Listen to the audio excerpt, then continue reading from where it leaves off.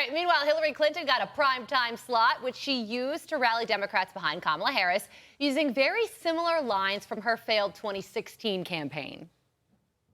I wish my mother and Kamala's mother could see us. They would say, keep going. We've put a lot of cracks in the highest, hardest glass ceiling. Tonight, so close to breaking through once and for all. On the other side of that glass ceiling is Kamala Harris raising her hand and taking the oath of office as our 47th President of the United States. The future is here. It's in our grasp. Let's go win it.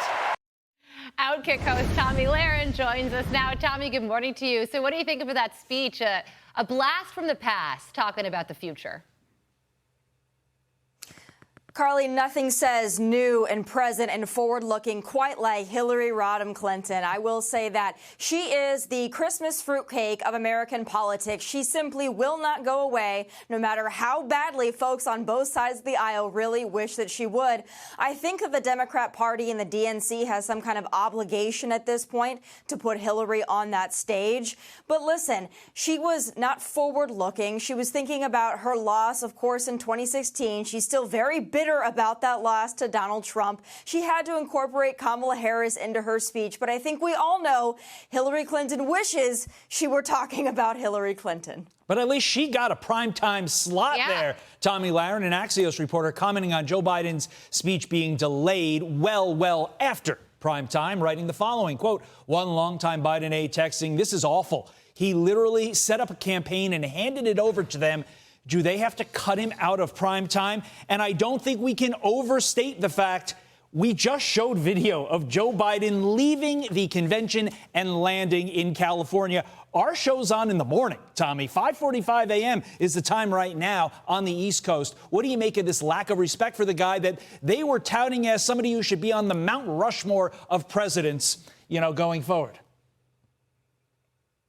Should we really be surprised? I mean, less than 100 days before an election, or about 100 days before an election, they cut him out of his candidacy. Are we really surprised that they would cut him out of prime time?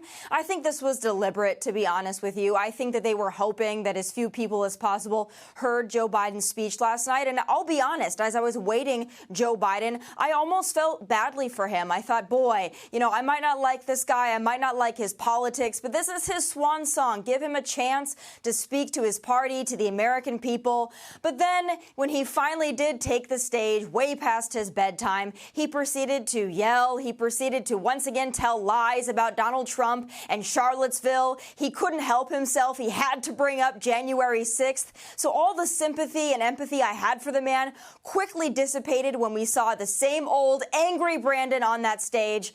I feel no mercy or no sympathy for him at this point any longer. Yeah, and when it comes to the timing of the speech, the Harris campaign said that there was so much applause, there were so many applause lines that it just kept on getting pushed back. But he was scheduled to speak at 10:50 p.m., which is already past prime time. It got pushed to 11:30, and the speech ended after midnight. And Politico writes, Biden got the love fest he wanted. He just had to drop out first. So now that he has, and everybody's talking about the torch, the figurative torch that he passed over to Kamala Harris tonight, you do have to wonder what his legacy will be. Well, I think that, again, I was deliberate to push him back that far because I think that the Harris campaign, they're really trying to brand themselves as good vibes, good energy, and joy. And it's obvious that Joe Biden doesn't represent any of that. Love her or hate her, at least when Kamala Harris speaks, she does have a positive tone. She does have a forward-looking performance, if that's all it is a performance, in my opinion. But Joe Biden got on that stage and he did the same old shtick. He did the angry, yelling. He talked about the democracy and how Donald Trump's going to destroy the world. So I think that they wanted him to be late into the night. I think they wanted few people to listen to him because I think that, like he has been doing for this entire campaign season, even as the candidate, he's just been simply doing the dirty work for the Democrats. He's been piling on Donald Trump, but his message is far from the happy joy that the Harris campaign wants to present. They put him late for a reason, and now they've put him out to the figurative pasture. And wasn't the theme of yesterday joy? I think that might have actually been not a lot of joy coming out of Mr. Biden. Tomi Lahren, thank you so much. Tomi Tuesday.